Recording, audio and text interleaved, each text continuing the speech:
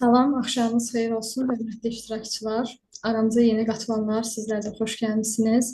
Bugün də olduqca maraqlı və hər bir gəncin fərdi inkişafında mühüm rol oynayan bir mövzu ilə sizlərlə yenidən birlikdəyik. Mövzumuz mədəni kimliyin və özünü ifadə bacarıqlarının formalaşması. Özümüzü tanımaq, milli və mədəni dəyərlərimizi qoruyaraq müasir dünyada düzgün ifadə etmək bacarığı uğurlu gələcəyin əsas açarlarından biridir deyərdim. Mövzunu isə bizə dərindən izah etmək və təcrübələrini bölüşmək üçün Azərbaycan Dövlət Mədəniyyət və İncəsənət Universitetinin müəllimi, təlimçi Günel İbrahimovaya söz vermək istərdim. Günel xanım, xoş gəlmisiniz. Çox sağ olun, hər birinizi salamlayıram. Axşamınız xeyir olsun. İlk olaraq təşəkkür edirəm ki, hər kəs üçün hal-hazırda indiki dövrdə dəyərli olan zamanını bizə ayırır və bizim təlimimizi dinləyir. Ümid edirəm və hədəfləyirəm ki, bu gün burada öyrənəcək biliklər hər bir gəncimiz üçün, yeniyetmə, ruhu gənc olan insanlar üçün önəmli və dəyərli olacaq və öz həyatlarında bunu tətbiq edə biləcəklər. Biz istəyirsinizsə slaydı siz təqdim edin, biz başlayaq.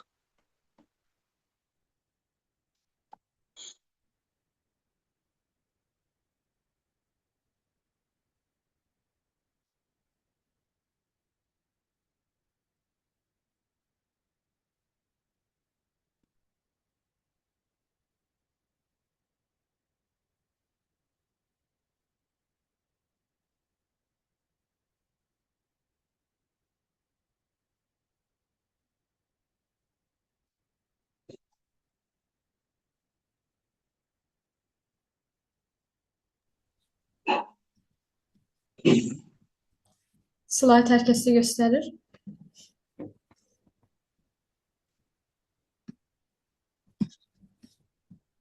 Görünür. Düşünürəm ki, hər kəsdə də görünür.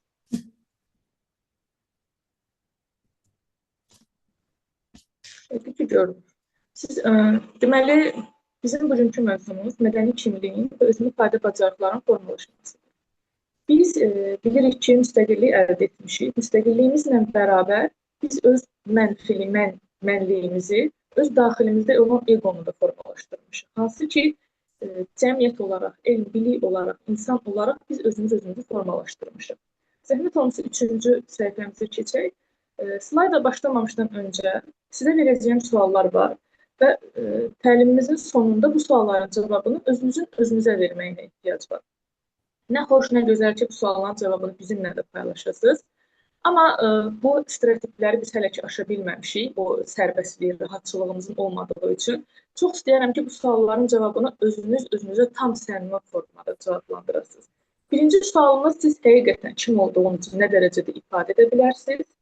Mən kiməm öz daxilimdə? Mənim dəyərlərim nələrdir? Kimliyimizi kiminlə formalaşdırmışıq? Bu sualları qeyd etməyinizi və təlimin sonunda cavablandırmağınızı, yenə də vurğulayıram, özünüz üçün də cavablandırmağınızı tövsiyə edərəm. Çünki bir insanın formalaşmasında, mənliyinin var olmasında bu suallar öz önəmliyini daşıyır. Çünki biz çox vaxt bildiyimiz kimi özümüz öz formamızda olmuruq. Sigmund Freud'in vurğuladığı kimi bizim bir var öz mənliyimiz, bir də daxilimizdə olan daxili egomuz var. Biz bəzən daxilimizdə olan egoya uyğun hərəkət edirik. Buna el arasında bəzən maskalanır, 2 üzlü, 3 üzlü deyə bir məfhumlar formalaşdırır. Amma bunun heç də gülünc və yaxud da qınaq obyekti deyil. Çünki biz həqiqətən də olduğumuz məkana, olduğumuz zamana uyğun olaraq özümüzü formalaşdırırıq və o müddətdə davranış edirik. Misal üçün, deyək ki, tələbə evdə olduğu davranışla auditoriyada olduğu davranış bir-birinə zidd olur. Bir-birinin əksi ola bilir. Amma bəzi nüanslar var ki, o olduğu zamandan asılı olmayaraq eyni formada olur. Öz daxilində olan mənni göstərir. Bunu hər kəsin bilib anlaması üçün bir çox üsullar var, psixoloji yöntəmlər var. Amma biliklərin artırılması ilə ən səlavi insan belə, yəni o təhsili, elmi almayan insan belə biliklərini artırmaqla qarşısındakı insanın daxilində olan mənnin kim olduğunu görə bilər. Yəni, bu sualları zəhmət olmasa qeyd edin. Biz keçək növbəti slayda Leyla xanım. İlk olaraq biz bilək mədəni kimlik nədir? Mədəni kimlik necə formalaşır? Daha sonra isə mədəni kimliklə özünü ifadə formasını edəcəyik ki, bilək biz birinci mənliyimizi bilək, mədəni kimliyimizi tanıyaq ki, daha sonra biz özümüzü necə ifadə edəcəyimizi bilək. Mədəni kimlik deyəndə düşünürəm ki, bəzilərinizin bu barədə anlayışı var. Milliyyət, dil nəzərdə tutulur, amma mədəni kimlik təkcə milliyyət və dildən ibarət deyil. Bizim mədəniyyətimizi, bizim inanclarımızı, bizim ailə dəyərlərimizi, hər birimizi, dünyaya baxışımız, bunların hamısı bizim mədəni kimliyimizi formalaşdırır. Mədəni kimliyimizin formalaşmasından təməli olur. Zəhmət olmasa keçək. Mən sizə qısa bildirmək istəyirəm ki, daha geniş sonluqda sizlə bir yerdə müzakirə edək. Deməli, biz vurğuladıq ki, mədəni kimliyimizin formalaşması, mədəni kimliyimizin var olması üçün mərhələli formada formalaşır. Və təkcə mədəniyyətimiz, bizim mentalitetimiz və bizim ailə gəldiyimiz ailədən ibarət deyil. Mədəni kimliyin formalaşması üçün bizim dəyərlərimiz önəmlidir. İnanclarımız, davranışlarımız və dünyaya baxışımız önəmlidir. Dəyərlər deyərkən burada biz nəyin nəzərdə tutduğunu düşünürəm ki, bəziləriniz anlayırsınız, bilirsiniz. Bizim hər bir xalqın, bizim də Azərbaycan olduğumuz üçün öz dövlətimizdən, öz xalqımızın daxilindən vurğulamalıyıq. Dəyərlər deyərkən bizə aid olan dəyərlərdən söhbət gedir. Qoyduğum əgər simvollara fikir verərsinizsə, bizim özümüzə aid olan dəyərlərimiz, inanclarımız var. Hansı ki, bu inanclarımız bizim mənliyimizi formalaşdırır. Bəzən bu müsbət formada formalaşdırır, bəzən isə mənfi formada formalaşdırır. Müsbət formada formalaşdıran odur ki, biz bir tolerant ölkəyik, bunu bilirik və bizim əqlimiz, beynimiz inkişaf etdiyi dövrdən və ondan öncə belə, yeniyetməlik dövründən öncə belə, kiçik yaşlarımızdan biz küçədə hər hansı bir yəhudi icmasına aid olan və yaxud da xristianlıq icmasına aid olan, onların xüsusi geyimləri ilə olan və yaxud da hinduizm dininə aid olan insanları biz görəndə biz buna normal qarşılayırıq. Çünki bizim dəyərlərimiz buna icazə verir. Həmçinin də inanclarımız, bunun müsbət halıdır. Amma mənfi halına uyğun qoyduğum simvollarda görərsiniz ki, bizim bəzi inanclarımız var ki, o bizim mənni kimliyimizə çox böyük zərər getirir. Deyək ki, biz hər hansı yaşadığımız regionda bizim bu saydığımız adət-ənənə adını verdiyimiz, özünküləşdirdiyimiz bəzi inanclar var ki, onlar bizim həyatımıza çox böyük zərbələr endirir. Bura daxildir evdən asılan atributlar, bura daxildir küçədə gedərkən qarşımıza çıxan hər hansı simvollar, bura daxildir ayın tarixləri və saydıqca saya biləcəyimiz çoxlu inanclar var ki, bunlar bizim öz mənliyimizin formalaşmasında böyük ziyanlar verir. Davranışlarımıza gəldikdə isə davranışlarımız ailədən formalaşır.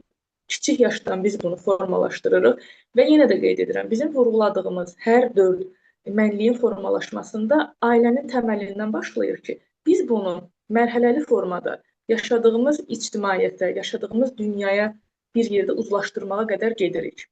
Çünki bu üç dəyərlər, inanclar, davranışlar formalaşır ki, buna da dünyaya baxışımız dəyişir. Dünyaya baxışımızın dəyişməsi üçün deyək ki, hər hansı iki fərqli regionun bir nümayəndəsi ilə bir yerdə əyləşsək, bizim mədəni kimliyimizi formalaşdırmasaq, özünü ifadə etmə bacarığımızı formalaşdıra bilməsək, biz hər iki regiondan fərqli, biri şimal deyək, biri cənub olsun, bir-birinə zidd olan, adət-ənənələri olan, dini inancları fərqli olan, davranışları belə fərqli olan insanlar olsun ki, biz onlarla bir yerdə, bir cəmiyyətdə, ünsiyyət quranda, sosiallaşmaq istəyəndə bizim burada böyük problemlərimiz yaranacaq. Çünki biz ilk olaraq mədəni kimliyimizi bilmədiyimiz üçün, mədəni kimliyimizə, bir-birimizə dəyər və tolerantlığımızı ifadə etmədiyimiz üçün, daha sonra isə ünsiyyət zamanı bir-birimizin özünü ifadə etmə bacarığımızın olmamasına görədir. Zəhmət olmasa keçək.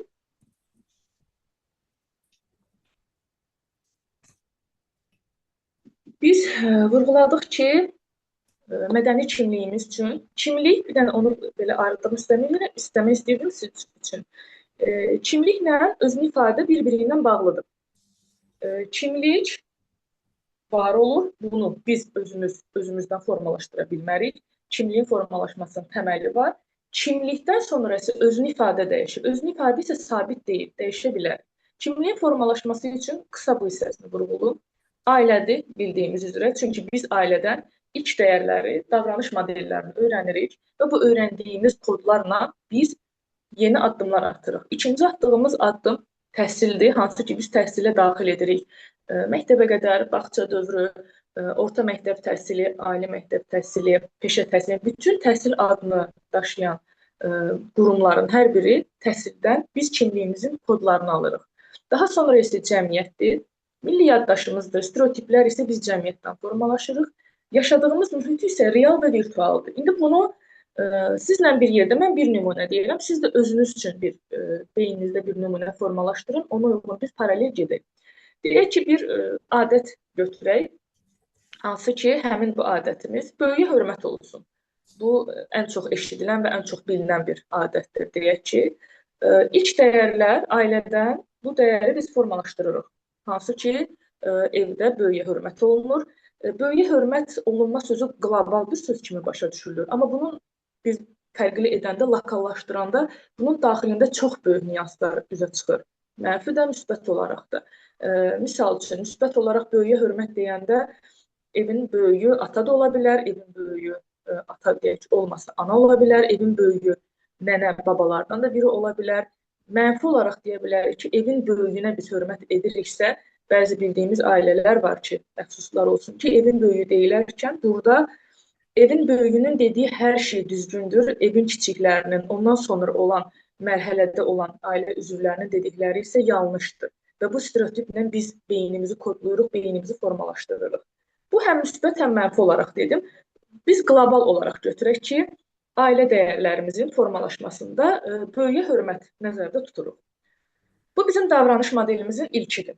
Daha sonra biz bu öyrəndiyimiz modellə təhsilə gedirik. Hansı ki, biz öyrənmişik ki, evdə böyüyə hörmət olunur. Böyük evə daxil olarkən ayağa qalxılır. Böyük danışarkən kiçiklər susur. Və bunun kimi saya biləcəyimiz tiplər var ki, hər ailəyə görə spesifik xüsusiyyətlər daşıyır. Həmin bu bir fərdimiz bu öyrəndiyi kodla gedir təhsilə. Təhsildə necə olur? Biz necə öyrəndik? Müəllim böyükdür. Müəllim içəri daxil olarkən biz ayağa qalxırıq. Müəllim danışarkən hər şey düz deyir. Çünki o müəllimdir və evin böyüyü obraz olaraq evin böyüyüdür, amma kök olaraq olur o müəllim. Eyni situasiyadır. Şuuraltımız eyni kodla gedir. Ev böyük. Sadəcə böyük sözünü götürürük. Daha sonra və biz müəllimin nöqsansız, müəllim düzgündür formada. Bunun mənfisini də nəzərə alınsız, düşünülür. Daha sonra keçirik cəmiyyətə. Təhsilini bitirib, bu şəxs cəmiyyətdədir. Hansı ki, iş karyerasındadır, öz dünyasını qurub, təhsildən bitirəndən sonra və həmin şəxs, deyək ki, hər hansı bir müəssisədə işləyir. Rəhbər şəxs içəri gələndə ayağa qalxır, böyükdür. Rəhbər şəxs hər şeyi nəyi deyirsə düz deyir, çünki böyükdür. Və bunun kimi eyni zamanda rəhbər şəxslə bərabər paralel olan şəxslər böyükdür vəzifəsindən yana çıxaraq biz düşünürük ki, bu adam böyükdür və heç bir şeyi səhv deyə bilməz. Çünki beynimiz buna kodlanıb. Və gəlirik ən ağırı və ən aktualı yaşadığımız mühitdə. Deməli, biz ailədən, təməldən öyrəndik ki, böyük ən böyükdür, nöqsansızdır, böyük heç bir şey edə bilməz, böyüyün səhvi ola bilməz. Biz nə edirik? Beynimiz bunu fokusluyub. Amma bilirik axı, insan şuuru ən çox olmaza meyillidir. Daha çox niyəyə meyillidir. Dünya üzrə verilən ən gündəlik sualdır ki, niyə? Və yaşadığımız mühitdə bildiyimiz kimi sosial şəbəkələr var, platformalar var, sosial platformalar var. Reallıqda böyükdür. Başlayır həmin şəxs, söhbət yeniyetmədən, gəncədən gedir, virtual həyatda daxilində olan mənliyində olan niyəni üzə çıxardır. Burada mənfi olaraq nələr edə bilər? Bir halda düşünək. Hal-hazırda gördüyümüz bəzi situasiyalarda var ki, yeniyetməlik yaşında və orta məktəb gənclərinin əl atdığı, təhlükəli əl atdığı nüanslar var. Çünki onlara görə böyük düzdürsə, bəs mən öz mənliyimi harada formalaşdırım, mən öz mənliyimi harada göstərim və buradan başlayır parçalanmalar. Gördüyünüz üzrə bəzi paylaşımlar var ki, normalda həyatda bu insanı biz araşdırsaq, çox səliqəli, mədəni formada görülür, tərbiyəli formada görülür, amma sosial platformada tamam onun əksidir. Çünki bu insan 4 mərhələ deyərkən sadə görünə bilər. Hər hansı bir şəxsin, bir gəncin bir ömrü deməkdir. Ta ki, kiçik yaşlarından yeniyetməlik yaşına qədər mənliyinin formalaşdığı və mənliyinin parçalandığı dövrə qədər bu adam böyük anlayışından çıxa bilmir və o formada da qalır. tövsiyə edərdim. İndi burada yaş kateqoriyasının nə dərəcədə olduğunu bilmirəm. Biz bunu mənfi obraz olaraq bildirdik. Düşünürəm və ümid edirəm ki, indiki valideynlərin çoxsunda böyük anlayışı ilə bərabər paralel özündən kiçik olanla göz təması qurulur və bizim gözümüzün qabağına necə gəlir? Böyük deyiləndə böyük ayaq üstə olur, yanında olan kiçiklər isə onunla aşağı təmasda olur, bir-birinə aşağı təmasda olur. Amma yeni elm, yeni dövr biz insanları aşılayır ki, kiçiklə eyni kiçiklikdə olunur və göz təması qurulur ki, göz təması da bilirsiniz çox önəm daşıyır. Həm empatisinin qurulması üçün, həm bir-birlərini anlamaq üçün çox önəmlidir. Tövsiyə edərdim. Əgər biz böyük olaraq böyük modelimizi göstəririksə, kimliyin formalaşması üçün göz təması quraraq bir-birimizlə paralel formada inkişaf edək. Öncəki slayda keçək, zəhmət olmasın, sonraki.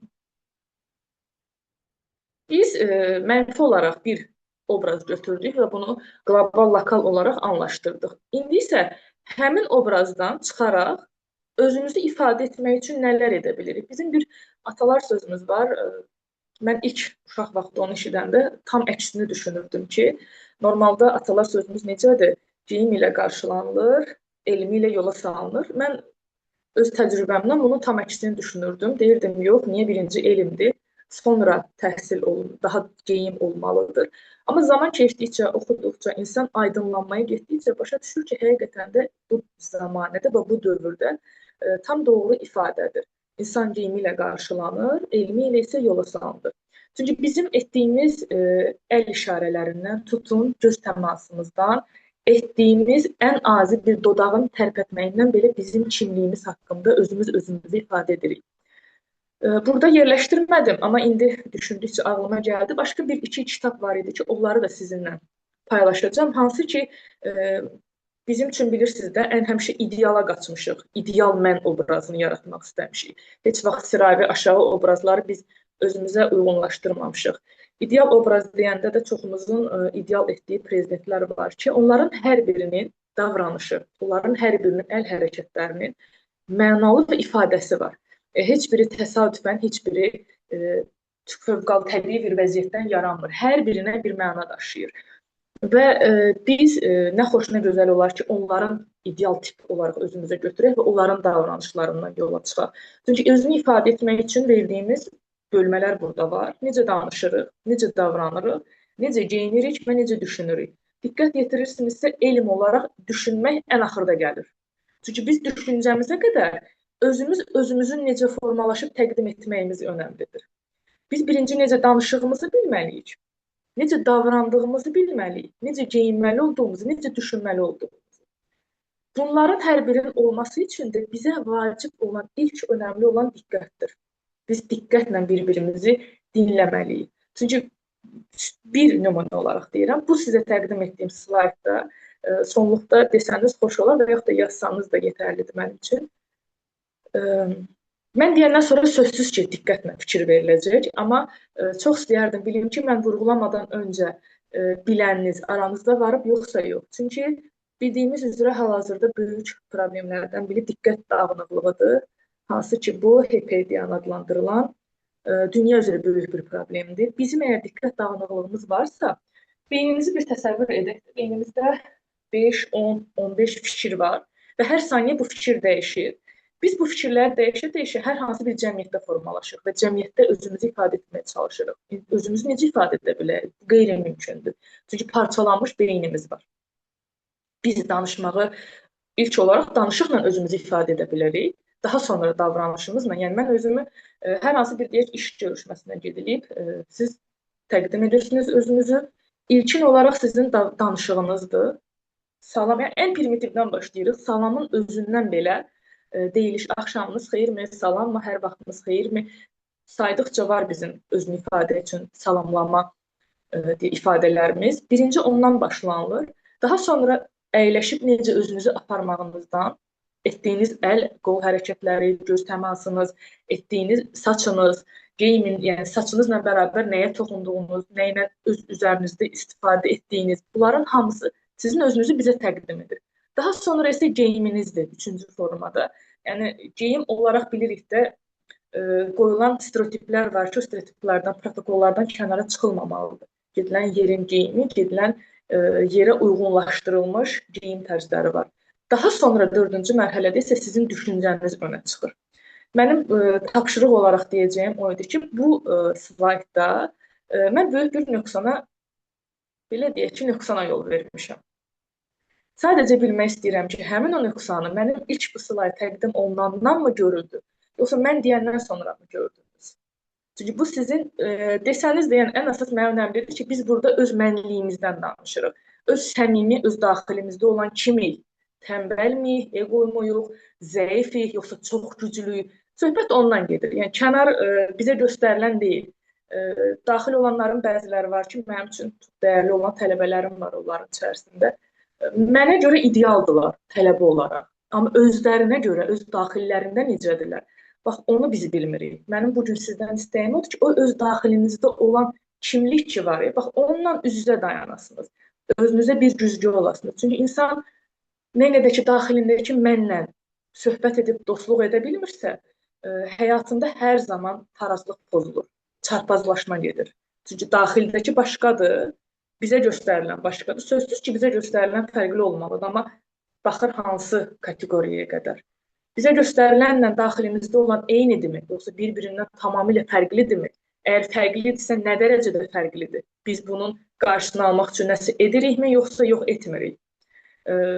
Və diqqətin nə üçün bu tapşırığı sizə verdim? Çünki bizim əgər fikrimiz bir yerə cəmlənirsə, bizim deməli diqqətimiz də bir yerə cəmlənir. Amma bizim fikrimiz, mən bayaq vurğuladım ki, 5, 10, 20 yerə parçalanırsa, bu onda sizin özünüzü ifadə etməyiniz üçün qeyri-mümkündür. Çünki siz özünüzü bizə göstərə bilmərsiniz. Deyək ki, bax, burada mənim göstərdiyim rəsmlər var. Hər bir xalqın fərqli-fərqli adət-ənənələri var.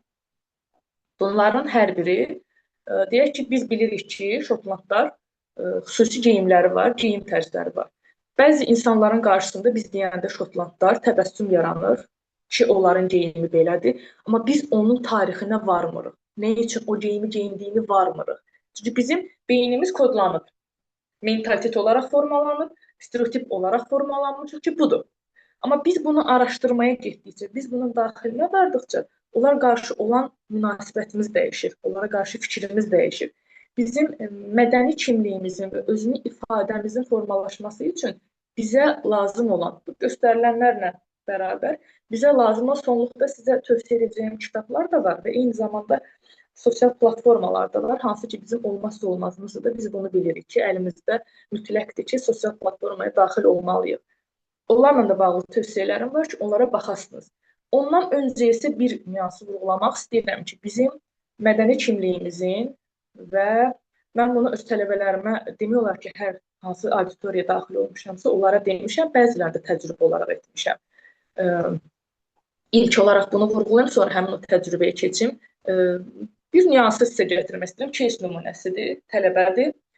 Auditoriyaya çıxır dərs, çox biliklidir. Həddən artıq çox biliklidir. Yazdığı yazıları oxuyanda, esseləri oxuyanda insan düşünür ki, bu insan nə dərəcədə wunderkind səviyyəsində olacaqdır. Amma eyni yazdığı yazını diksiya olaraq, nitq olaraq bizə çıxış etməyini vurğulayanda iki kəlməni yan-yana danışıb deyə bilmir. Verdiyimiz sual nədir? Buradan yenə bizim bayaq böyük anlayışına gedib çıxırıq. Tələbəyə verdiyim sual idi ki, nə üçün sən bunu bizə ifadə edə bilmirsən? Əgər bunu özün yazmısansa, insanda şübhə yaranır da, bu biliyi yazıb və necə çıxış edə bilmir. Mən böyüklərin yanında, yəni biz bunun sonuna gedib çıxdıq da, məğzini sizə deyirəm. İlk olaraq elə demədi. Bilirik, axı biz ilk olaraq hər şeyi tam səmimi vurğulamırıq. İlk olaraq bildirdi ki, mən qorxuram ki, səhv etmiş olaram və biz bunun kökünə gedib varandayız. Anlayıb başa düşdük ki, o qədər ki, böyüklərinin yanında söz deyiləndə sən sus bilmərsən, sən səsi kəssən bilmərsən, sən kiçiksən, hardan biləsən. Bu sözlər o qədər ki, uşağın yanında deyilib ki, onun beyni şuuraltında bu söz formalaşıb və düşünür ki, həqiqətən də bu uşaq heç vaxt düz deyə bilməz, hər zaman səhv deyəcək. Bu adamda düzgünlük anlayışı yoxdur və bu uşaq universitetdə ali təhsil alır. Biz təsəvvür edək ki, bunun kimi yüzlərlə belə tələbələrimiz var. Bunun sonrası necə olacaq və bu gələcəkdə indi bir fərddir, bir şəxsiyyətdirsə, gələcəkdə bu bir ailədir. Anadır, atadır. Bunların necə olacaq, onda gələcək övladları. Yenə də bizim təməlimiz gəlir, ailədən dayanır ki, ailədə biz fərd olaraq yetkinlik yaşından kiçik. Biz düşünürük ki, yetkinlik yaşında insanlara söz haqqı hüququ verilir, amma tam əksidir. Bunu biz dini inanc olaraq da deyə bilərik. Çoxumuzun Azərbaycan bilirik tolerantdır, amma onunla bərabər İslam dini daha çoxdur. İslam dinində Həzrət Əliyə sual verilir ki, övladıma tərbiyə verirəm. Bəlkə səhv demiş olaram, üzrlü hesab edin, bildiyim məğz olaraq istəyirəm vurğulayım. Deyilir ki, 7 ya 8 yaşı var, qarşı tərəfdən Həzrət Əli vurğulayır ki, çox gecikmisiniz. Övlada tərbiyə vermək üçün hamiləlikdən verilməlidir. Bəzi psixoloji araşdırmalar isə vurğulayır ki, hamiləlikdən öncə belə ana ata olmaq düşüncəsi formalaşandan tərbiyə verilməlidir ki, çünki geni kodlar bunlar bir-biri ilə paralel formada işləyir. Geni kodunuzda formalaşdırdığınız bilik, elm, əxlaq, inanclar hamiləlik dönəmində və hamiləlikdən sonraki dövrdə həmin övlad ana bətnində kodlara keçirilir. Və biz düzdür, həmin o tələbənin sevindirici hal oldu ki, zamanla və bir maraqlı da nüans o idi ki, bir-iki başqa tələbəmiz var idi ki, onlar ümumiyyətlə deyirdik ki, mən dərs danışanda tələbə yoldaşlarım mənim üzümə baxmasınlar, çünki utanıram. Biz təsəvvür edirsiniz, belə bir situasiya yaradırdıq. Tələbələrin auditoriyadır, tələbə öndədir, yerdə əyləşən tələbələri isə hamısı üzünü divara çevirirlər, yalnız mən tələbəni dinləyirəm. Yəni, bu bizim gəncliyimizdir və bu bizim cəmiyyətimizə yetirdib təhvil verdiyimiz gənclərimizdir. Bunun kimi yüzlərlə var və məyus edici hal odur ki, bəzi müəllimlərimiz də düşüncədə bir qəlibin içərisindədirlər. Biz o qəlibdən çıxa bilmirik. Müəllim yalnız auditoriyada dərs keçməlidir, müəllim tələbə ilə empatiyası qurmamalıdır, müəllim tələbə ilə səmimi rəftar edə bilməz. Bu düşüncədə formalaşmışıq. İndiki dövrdə bu tam əksi olacaq bir düşüncədir. Çünki tələbənin və yaxud da şagirdin valideyndən öncə sevdiyi, bildiyimiz üzrə bir məfhum yoxdur. Valideyndir, valideyndən sonra isə müəllimdir. Çünki biz onu cəmiyyətə formalaşdıran müəllimlərdir. Özünü ifadə etməsi üçün müəllimlərdir. Mənlik kimliyini formalaşdırmaq üçün müəllimlərdir. Burada müəllimlərin olduğunu düşünürəm. Biz tələbə yetişdiririk, tələbədən öncə isə şagird olur. Biz tələbələrə esse yazın deyəndə, biz tələbələrə özünüz haqqında bir fikir formalaşdırın deyəndə, tələbələr düşünürlər. Biri var, cəhd edirlər, biri də var, düşünürlər. Bu daha acınacaqlı vəziyyətdir ki, düşünməyə başlayırlar. Bir case nümunəsi də vermək istəyirəm. Düşünürəm ki, bunu hər kəs edə bilər. Hər hansı bir tələbəni çıxardıq auditoriyaya, tribunaya. Tribunada yerdə qalan tələbələrə sual verək. Əyləşən tələbələrimizə sual verək. X bir şəxs haqqında 3-cü, 4-cü kurs tələbəsi olsun, 1-ci kurs, 1-ci kursda biraz gecə ola bilər, yəni bir-birinə tamamlanırlar. 2, 3, 4-cü kurs tələbələri olsun və yaxud da şagirdlərimizdən. X bir tələbəni lövhəyə çıxardıq və ona sual verək ki, bu şəxs haqqında müsbət fikir bildirin. Vurğulayıram, mənfi fikir deyil, müsbət fikir vurğulayın. Biz istəyərdim hər kəs bunu etsin və etdiyim illər üzrə təcrübəmlə deyirəm ki, hər bir yerdə əyləşən auditoriyada tələbə hər biri düşünür. Refleks olaraq tez demir. Amma mənfi desək, mənfini üzünə deyə bilmirdik, mən deyirdim yazıb versinlər not olaraq, saysız hesabsızdır. Bunun da yenə bizim bayaq öyrəndiyimiz mənliyin formalaşmasında olan 4 kateqoriyanın təməlindən gəlir. Çünki biz filan kəsin uşağı, xalqın uşağı, filan kəs qohumumuzun uşağı, o qədər ki, biz filan kəsləri müqayisə gətirmişik, sən və mən sözünü biz yetkinlik və körpü uşaqlarımıza işlətməmişik. Və nəticədə beynimizdə yalnız negativ fikirlər formalaşıb, bir-birimizə olan negativliyimizi ötürmüşük. Sən çox yaxşısan sözünün əvəzinə, sən çox pissən sözünü daha çox istifadə etmişik. Və nəticədə aqressiyamızda, nəticədə psixoloji travmalarımızda, nəticədə gənclərimizin öz fikrini ifadə etməsində hal-hazırki vəziyyətlər yaranır. Çünki əgər sənə xoş bir söz deyilməyibsə, qeyri-mümkündür ki, sən də bir başqasına xoş bir söz ifadə edə biləsən. Və situasiyanın gətirib o həddə çatdırılır. Və yaxud da bir başqa case nümunəsi deyim, tələbələrə sual verilir ki, verdiyim bir sualdır, çünki mənim özümün sualı da öz müəllimlərim çox verirdi. Hər hansı bir əşyaya baxaq, fərq etmir. Əsasən bu canlı əşyadan söhbət gedir. Təbiətdə yaşıllıq olsun, ağac olsun, pişik olsun, hal-hazırda əyləşdikləri situasiyadır. Öncədən hazırlanmış yox. Bir sual verək ki, baxdığınız bir rəsmi, baxdığınız bir əşyanı bizim üçün təsvir edin. Biz bunu təsvir edə bilirlərmi? Bir hələ özümüzdə bunu təcrübə edək. Hər hansı bir situasiya, bir nəsnəni götürək və həmin nəsnəyə baxıb onu biz təsvir edək. Onun haqqında fikir bildirək demirəm. Onu biz təsvir edək. Bizim onu təsvir etməyimiz üçün bayaq vurğuladığımız o 4 kateqoriyadan dünya görüşümüz üçün önəmlidir. Çünki bizim dünya görüşümüzün önəmli olması üçün də bizim bədii kitablarımızın, bədii kitab nəzərdə tutularkən burada mütləq deyil, kitab əlinə alınıb oxulsun. Çünki bilirsiniz də, indi müasir dövrdür və gənclərimizin çoxusunun bir bəhanə deyək, şirin bəhanəsi var ki, biz əlimizdə kitab alıb oxuya bilmirik. Deyək ki, ictimai nəqliyyatda sıxlıq olur, biz onu necə oxuya bilərik? Və yaxud min bir bəhanə var, bəhanələr uydururuq. Tövsiyə edərəm ki, bir dənə zəhmət olmasa slaydımızı keçək. Ehtiyac yoxdur ki, biz həmin bədii kitabdan oxuyacağımız kitabları mütləq deyil əlimizdə alıb oxuyaq. Hərçənd ki, Aqil Abbasın bir çox gözəl sözü var, xoşum gəlir onun sözündən. Vurğulayır ki, elektron kitab, səsli və elektron kitab əleyhqaz taxıb gül iynəməyə bərabərdir. Düşünürəm, mənim üçün də çox gözəl yanaşmadır ki, kitabın qoxusu var, kitab əlimizdə olmalıdır. Onu vərəqlədikcə, arasında bir notlar qoyulduqca daha gözəl, daha insana səmimilik yaradır və daha tez öyrənir. Amma müasir gəncliyimiz, bizim indi sürətli inkişafımızın nəticəsində biz onu etmirik. Və onun üçün edə biləcəyimiz başqa yollarımız, başqa nüanslarımız var ki, biz bu kitabları təqdim edə bilərik. Kitabımız həddən artıq çoxdur, sonsuzdur. Sadəcə araşdırıb oxuduqlarımın içindən seçib seçəcəyim 4 kitabı burada vurğulamaq istədim ki, bizim bugünkü mövzumuzun daxilində yatanı biz öyrədə bilək. Bir haşiyə çıxıb vurğulamaq istəyirəm ki, hamının ən məşhur tanıdığı Steve Jobs var, hansı ki biz bunu bilirik, dünya tanıyır, etdiyi uğuru da bilirik, bəziləri üçün maraqlı olan maliyyə büdcəsini də bilirik. Onun vurğuladığı çox gözəl bir söz var. Bir araşdırsaq da bilərik. Həmin şəxs vurğulayır ki, mən dünyaya texnologiya ilə özümü tanıtmadım. Texnologiyadan öncə mən dünyaya öz mənliyimi və səmiyyətimlə tanındım. Daha sonra etdiklərimlə tanındım. Çünki birinci özünü ifadə etməyi bacarırdı. Yəni onun yaratdığı hər hansı texnologiya, yaratdığı hər hansı bir uğur hekayəsi deyildi. İlk olaraq özünü tanıtmağı bilirdi. Burada vurğuladığım isə 4 kitabımız var ki, Gənclik və Böhran, gündəlik həyatda özünü təqdim etmə, mədəni kimlik və diaspora, insanın məna axtarışı.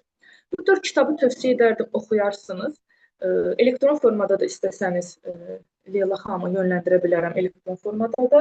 Azərbaycan dilində və Azərbaycan dilində bir ikisi var, türk dilində isə hamısı var və Azərbaycanda olan kitab nəşrləri olan yerlərdə, satış yerlərində var.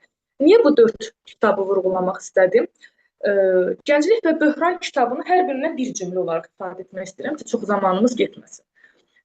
Gənclik və Böhran kitabında vurğulayır ki, kimlik böhran deyil, gənclik də böhran deyil. Biz əsasən necə bilirik? Gənclik dövrü təlatümlü dövrdür, qanın qaynadığı, oynadığı dövrdür, nöqsanların çox olduğu dövrdür. Xeyr, gənclik dövrünü biz böhran kimi adlandıra bilmərik. Biz burada özümüzün var olmağımızın təməlli qoyulmamış təməlini burada formalaşdıra bilərik. Onun üçün önəmli, tövsiyə edərdim, oxuyasınız. Şəxsi inkişaf üçün daha önəmlidir. Gündəlik həyatda özünü təqdim etmə, bu ən vacib və ən önəmli kitablarımızdan biridir. Çünki olduğumuz yerdə apara biləcəyimiz, özümüzü ifadə etməyimizin rollarını göstərir.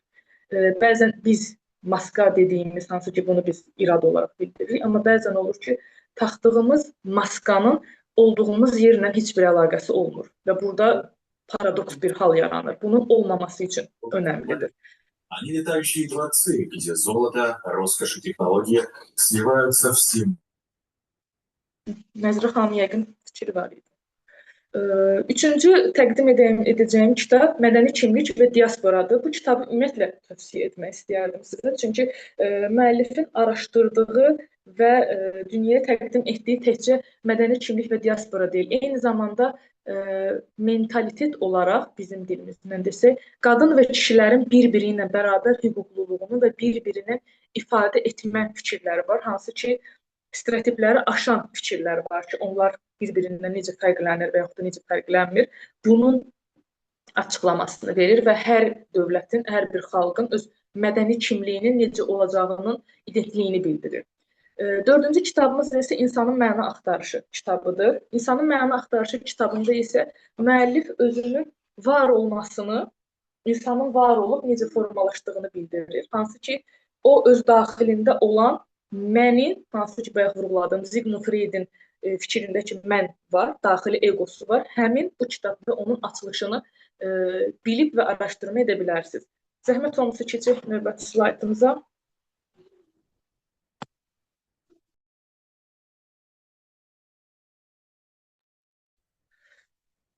Ən maraqlı və düşünürəm gənclərimizə daha çox aktiv ola biləcəyi bir yerdir. Çünki biz normal olaraq günlükdə bilirsiniz ki, hər bir telefonun daxilində var gündəlik istifadə olunma saatı, sağlamlıq üçün neçə saat istifadə olunur.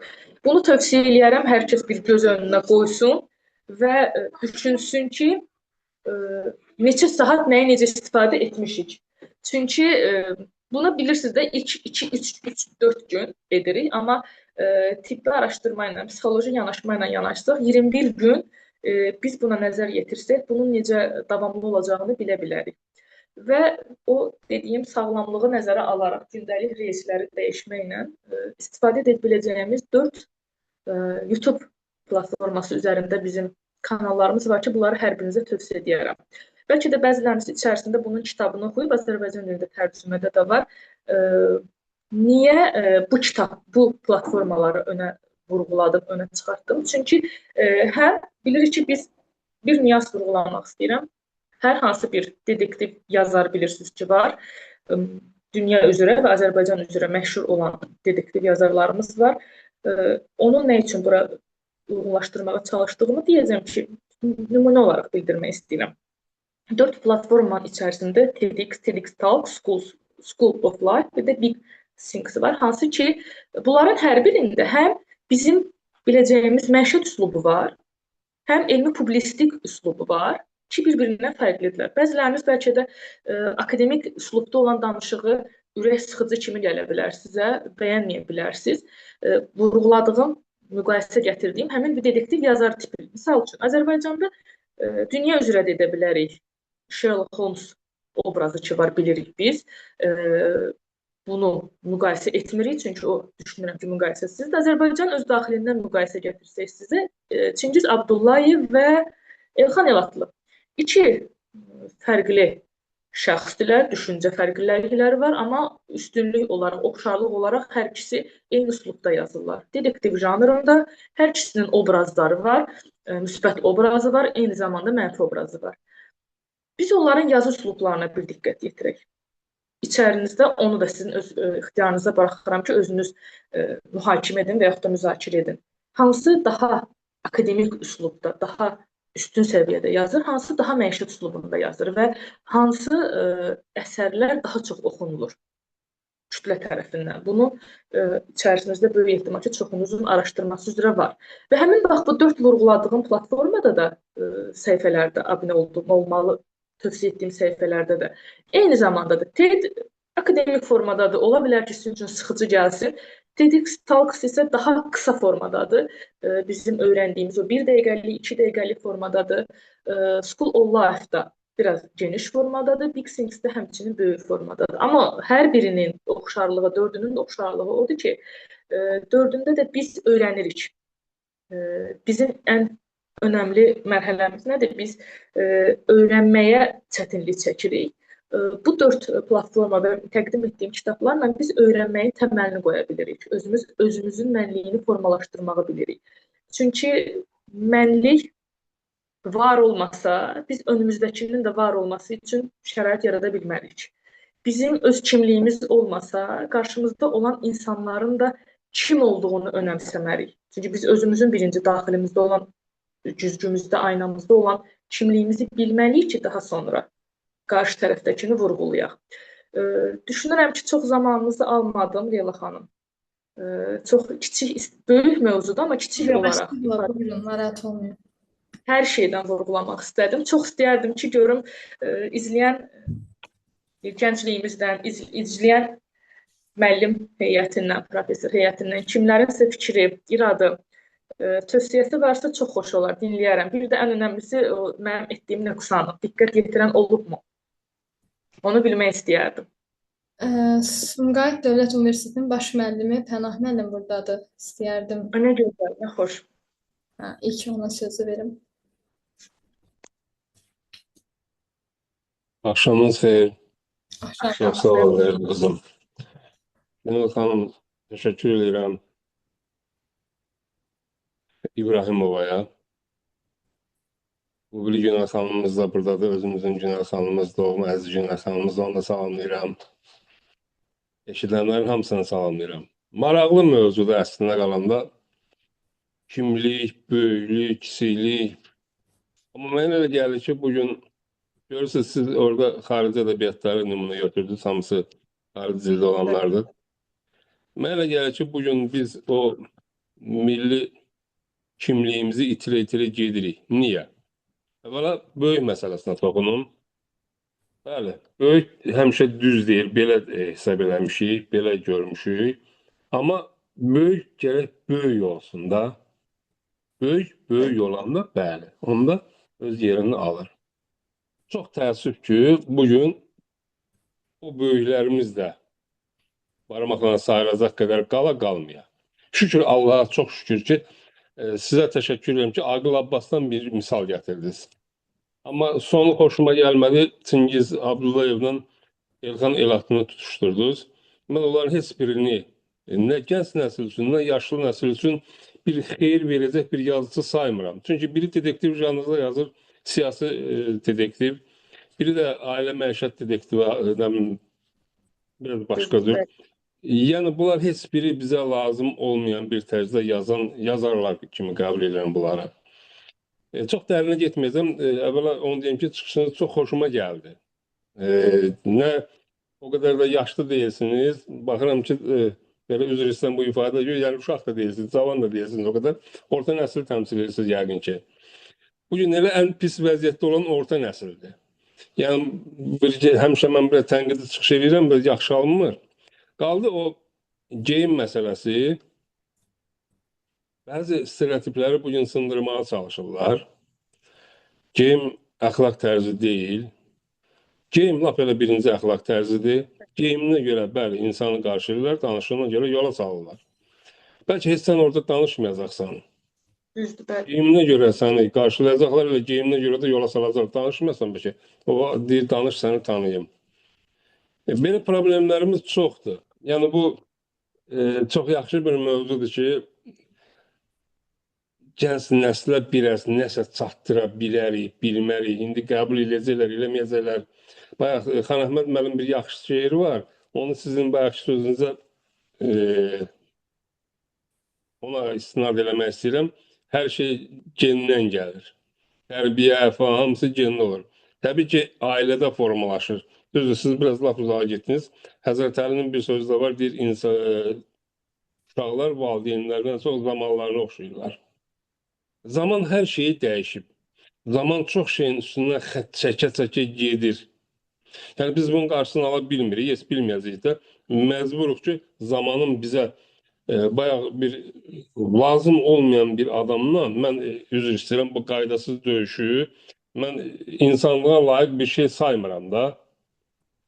Bəzi idman növləri var ki, mən onları insanlığa layiq saymıram. Gənc nəsil amana çox meyillidir. Qaydasız döyüş deyim sizə və yaxud da bu avtomobil yarışlarıdır falan falan. Belə şeylər mən insan qolunun gücünə arxayın olar, bir də ağlına arxayın olar.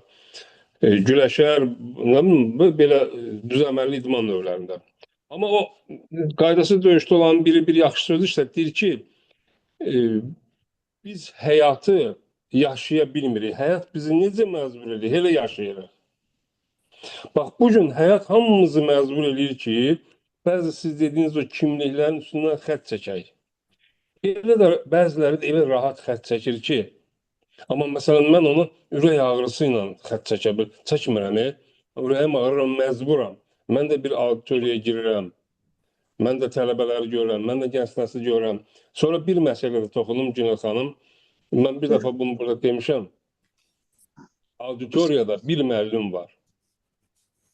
bu müəllim bu auditoriyanı idarə eləməyi, dərs deməyi, nə bilim, digər müəllimə xas olan şeylər gəlib ki, bu tələbələrə aşılasın. Mən belə şeyin əleyhinəyəm ki, auditoriyada kimsə utanacaq, kimsə çəkinəcək, kiməsə ayrı münasibət göstərmək lazımdır, kimsə başqa cür dindirmək lazımdır. Əgər bu instituta, auditoriyaya gəlibsə, lap elə bağçadan tutmuş, məktəbə qədər tədris müəssisəsi deyirlər də, oradan tutulmuş orta məktəb, ali məktəb, bunlar hamısı bir kollektivdirsə, burada çəkiz bir yerə vurulmalıdır. Buna ayrı dərs keçsin. O xüsusi var ki, alınmır, valideyn məcbur olur, dərsdən əlavə başqa bir təlimə yönəldir. Uşağın, məsələn, bəzi geriliklərini qaytarmaq üçün. Çox danışdım, biraz üzrlü hesab eləyin. Təşəkkür edirəm sizə. Leyla xanım, mən də dəvət elədiyiniz üçün sizə təşəkkür edirəm. Buradan Sara xanım da salamlayıram, indi gəldi, gördüm. Sağ olun, bu qədər. Çox Təşəkkür edirəm. Mənim üçün çox xoş oldu sizi dinləmək. Başqa təlimlərdə sizin çıxışlarınızı dinləmişdim. Çox xoş oldu mənim üçün indi sizi dinləmək. Bir nüansı vurğulamaq istəyirəm.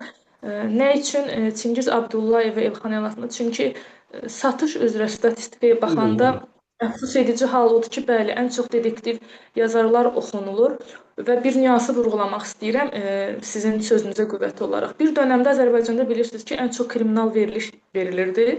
Həmin o kriminal hansı ki, detallı formada göstərilirdi. Qapı necə açıldı, necə daxil olduq. Həmin dövrdə görülən cinayətlərin sayı daha çox artmışdı. Bəli. Çünki bəzi insanlar var ki, onlarda iradə zəifliyi var. Qarşındakının dediyini anlamırlar.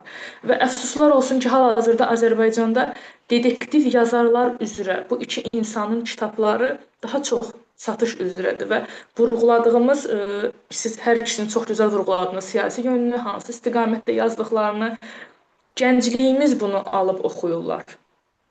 Biz bunu Bilirsiniz, nə keçən qədər dəfədə çalışaq. çox üzr istəyirəm müəllimə, siz indi mötəbər bir ali məktəbin, yəni mənim üçün Azərbaycan Pedaqoji Universiteti bir məbəddir. Müəllimlik məbədi sayıram mən bunu, indi də elə sayıram.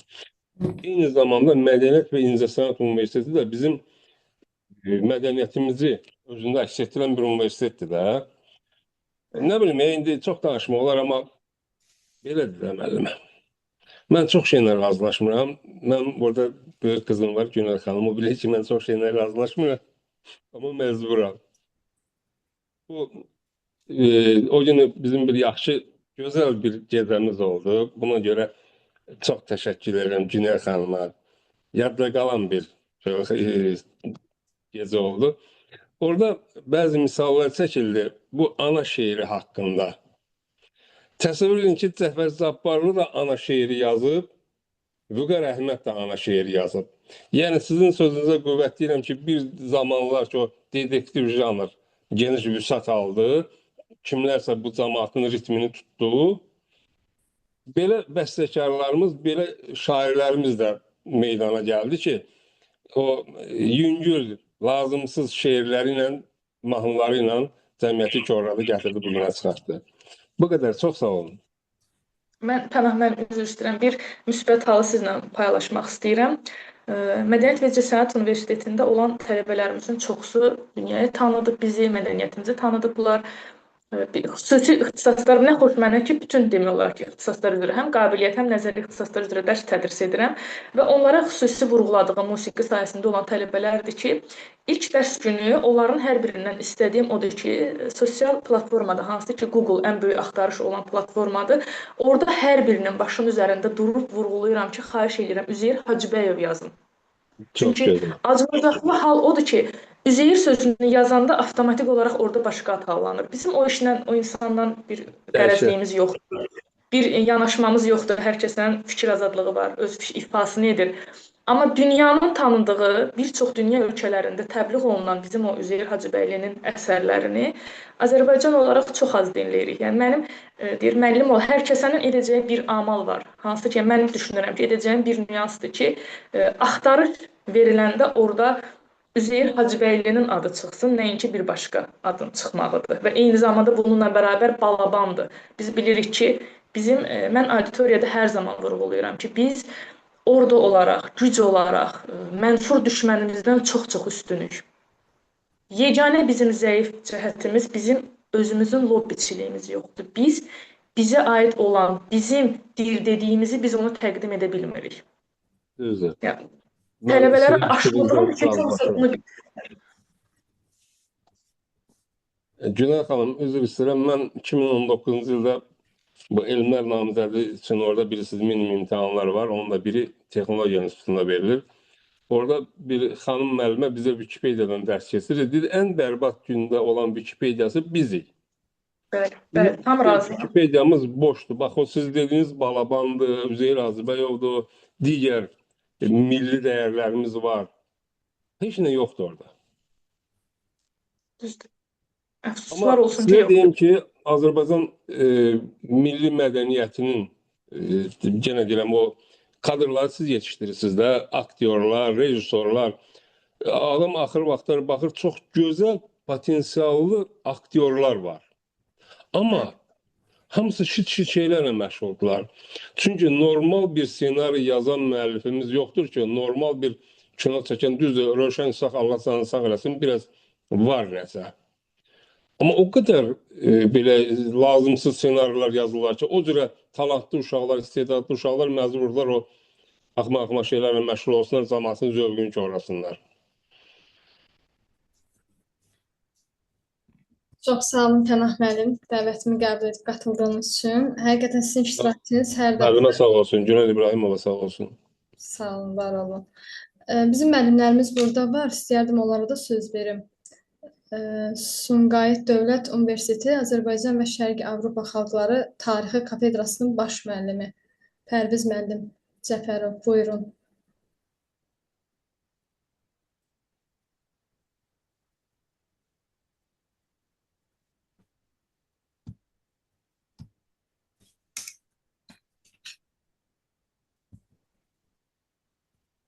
Leyla qızım, yəqin Pərviz müəllim eşitmədi. Xanım əl qaldırıb istəyir. Vüsalə xanım desin, Pərviz müəllimin sonra deyə. Olar. Vüsalə müəllimə buyurun.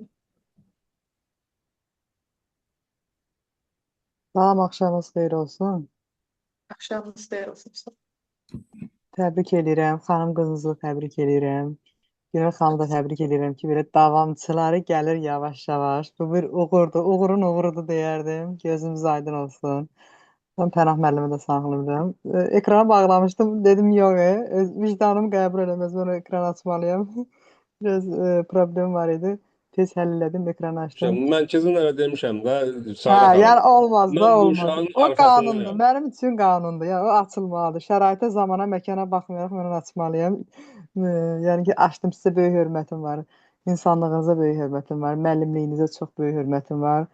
Təşəkkür ederim. Müəllimənin dediklərinə qulaq asdım. Bilirsiniz, belə bir söz var, deyir kitab oxumaqla və yaxud da ki, əsərin qəhrəmanlarına baxmaqla qəhrəman olmur. Gərək adam bir mənliyi, kişiliyi formalaşmalıdır ki, anadan gəlmə, bətindən gəlməlidir, gendən gəlməlidir ki, o formalaşsın, o qəhrəman olsun. Hər iki yazarın kitablarını yalan deyərəm, oxumamışam, amma statusların, sözlərin, yolların, izlərin, tərzlərin bilirəm azdan çoxdan. Yenə deyirəm ki, elə indiki müasir dövrə nə lazımdır ki, uşaqlara, gənclərə biraz kriminal lazımdır. Zaten heç olmasa da onlar öz həyatlarını kriminal yaşadırlar. Bu gəlib artıq bizim orta məktəblərdə 4, 5, 6, 8 siniflərə gəlib çıxıb o kriminal yaşamaq. Həyatlarımızın tərzidir. O kitabı oxusaq da, oxumasaq da, yəni biz onu yaşayırıq. Zaman, şərait, cəmiyyət bunu tələb edir bizdən. Belədir. Yenə deyirəm ki, bizdən çox Qurtlar Vadisinə baxan olmuyor, bizdən çox, nə bilim, türk əsərlərinə baxan olmuyor, seriyalarına. Valla heç nə götürən olmuyor. Mən yenə deyirəm ki, belə də biraz bərbad gündədir gəncliyimiz. Amma özümüzün kriminal deməzdim, elə qəhrəman deyərdim. Babəkimiz, Nəsimimiz, Köroğlumuz, Nəbimiz, onlara heç baxıb qəhrəmanlıq eləyən yoxdur. Onlar heç kriminal da olmayıb, qəhrəman olublar. Hər işdə bacarıblar, gözəlliyi ilə, öz qaydasında, öz yerində, öz şəraitində. Yenə deyirəm ki, kitab indiki dövrdə, bu yaxınlarda mənim bir iş yoldaşım var idi. Çox baxırdım, bu müəllimə kitab oxuyurdu. Deyirdim ki, müəllimə, cəmaət imtahanı hazırlaşır. Testi də qoyurdu qabağına. Oxuyurdu, sonra yine başlayırdı kitab oxumağa. Deyirdi ki, hər maaşımdan 20 manat, 30 manat kitab almasan. Axır bir gün ona yaxınlaşdım. Dedim, sən bu qədər kitab. Deyir, mən tələbə vaxtında bu qədər kitab oxuyurdum. İndi də oxuyuram. Dedim, sən bilirsən o kitabda nə oxuyursan? Dedi, deyəcəm. Dedim sən o kitablarda özünü oxuyursan, özünü axtarırsan ki, hansısa bir əsər qəhrəmanı səni yazıb da o kitabda.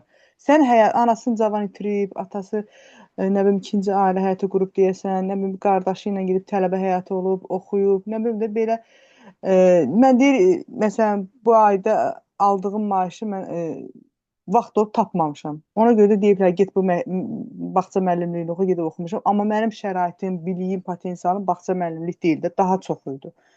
Elə bir ki, biraz yanıqlı kimidir də, biraz həyatdan yanıq. Bir dənə övladı var, deyir, mən daha çox övlad istəyərdim. İndi Allah nəsib qismət eləmir. Nəysə, səhhətində güclü problem var, xərçənglə mübarizə aparır. Yəni çox gənc, gözəl xanımdır. Sadəcə dedim ki, mən sənə 6 ayda kəşf elədim ki, sən bütün bu əsərlərdə özünü axtarırsan, kitablarda özünü axtarırsan. Dedi ki, hə, özümü axtarıram. Dedim, yox, kitabda özünü axtarma. Elə özünsən. Həyatda nətərsən, necəsən, necə yaşamısan, davam elə. Buradan beləsi inşallah yaxşı olacaq hər şey. İndi biraz oxumur kitabları. Deyir ki, sən o gündən deyəndən sonra mən biraz oxumuram o kitabları, ara vermişim.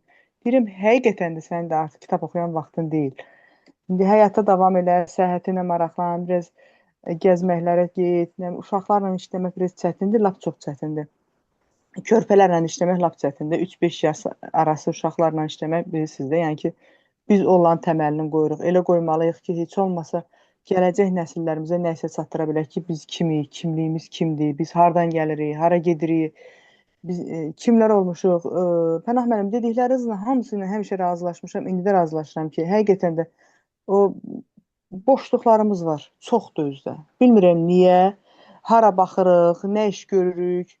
O dediyiniz o kitab məsələsi, ensiklopediya məsələsi boşdur. Yəni adicə bir düşmən qonşunun nə bilim lavaşını, qonşunun da bizim də muğamımızı oradan-buradan oğurlayır, yazır, kitabına doldurur. Amma bizim özümüzün ola bizim lavaşımız var, təndir çörəyimiz var, bizim həqiqətən xörəklərimiz var, xalçamız var, muğamımız var. Nə bilim, nəyimizi sayım ki, nəyimiz yoxdur, hər şeyimiz var. Amma qədrini bilmirikmi deyim. Ya belə biraz özümüzü boş buraxmışıq ki, varımızdır da, amma yox, bu varımızı həqiqətən var eləməliyik. Biz gənclər, orta nəsil, gənc nəsil yazmalıyıq, yığmalıyıq, toplamalıyıq, gələcək nəsilləri keçirtməliyik. Çox danışdım həqiqətən də, lap çox danışdım, elə hiss elədim. Təşəkkür edirəm Günel xanıma da buradan, həqiqətən də uğurdur Günel xanımın uğurdur deyərdim, bizi yığıb toplayıb. İnşallah bu platformada da 100-200 insan olacaq, qoşulacaq, növbə də hətta olmayacaq. Kim 100-cü oldu, 101-ci adama növbə çatmayacaq. Yəni bu günlər olacaq inşallah, yəni təzə başlamışıq, uğurlar olsun. Can sağlığı arzulayıram. İnşallah can sağlığı olanda hər şey yaxşı olur. Hər şey rahat olur. İstədiklərimizə nail ola bilirik. Buradan Pərviz müəllimi də salamlayıram ki, tələdən bilmirəm, yaxşı pis çıxış elədi. Buyurun, söz sizindir Pərviz müəllim. Təşəkkürlər hər birinizə. Çox sağ olun Salim müəllimə qatıldığınız üçün, dəyərli fikirlərinizi bölüşdüyünüz üçün. Tərəqqi platformasının təsisçisi Günel Mirzəyeva sözünü vermək istəyərdim. Uyğundursa təbii ki. Salam, hər vaxtınız xeyir olsun. Xoş gördük hər birinizi. Bizim dəyərli müəllimlərimiz, hörmətli təlimçimiz Günel xanım, xoş gördük sizi.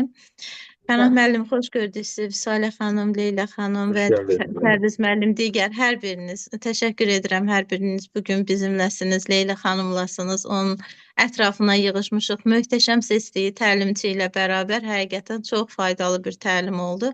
Günel xanım, əməyinizə sağlıq, təşəkkürümüzü bildiririk. Həqiqətən bugünkü gündə aktual bir mövzuya toxunmusunuz. Bayaq Pənah müəllim də bildirdi, qeyd etdi. Keşkə Xan Əhməd müəllim burada olardı. O nə gəlir insanın genindən gəlir şeirini bir dinləyərdik. Həqiqətən insanın o Xan Əhməd müəllim demiş, nə gəlir insanın genindən gəlir. Onun deyirlər mühit dəyişdi, nə bilim bu ətrafında olan dostlar, tanışlar düzdür, müəyyən qədər təsiri var.